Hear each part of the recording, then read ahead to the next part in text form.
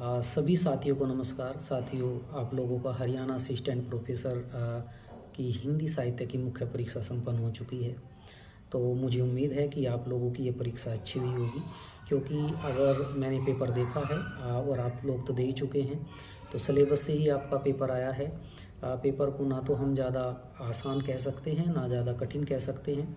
Moderate type का paper है, मध्यम प्रकार का पेपर है। हालांकि आदिकाल और भक्ति काल को उन्होंने स्किप किया है, कबीर को, निराला को, इनको भी स्किप कर दिया है, लेकिन फिर भी करने लायक पेपर था।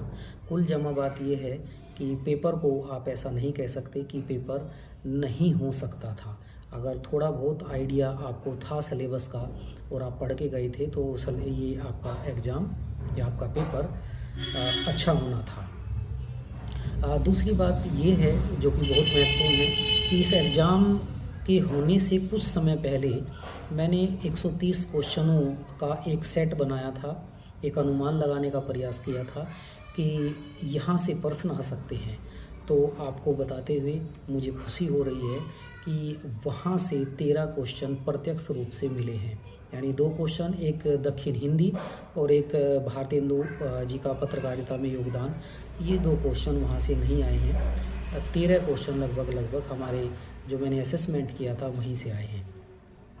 और ये आप बिल्कुल भी इसको ये मत सोच लेना कि ये अहंकार झलक रहा है या अहंकार है। बस ये बताने का मतलब ये है, अगर कोई आदमी ईमानदारी से, नेक दिली से और सच्चाई से कोई काम करता है, तो चीज़ें होती हैं, सही दिशा में हमारे डिसीजन जाते हैं।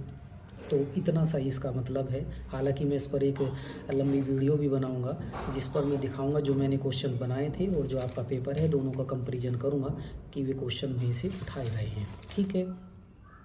तीसरी महत्वपूर्ण बात यह है कि जिन साथियों ने मेरे ऊपर विश्वास दिखाया, विश्वास जताया, उनका भी मैं दिल से शुक्रिया, धन्यवाद करना चाहता हूँ कि उन्होंने मुझे इस लायक समझा, मेरे ऊपर विश्वास दिखाया और मेरे साथ वो जुड़े।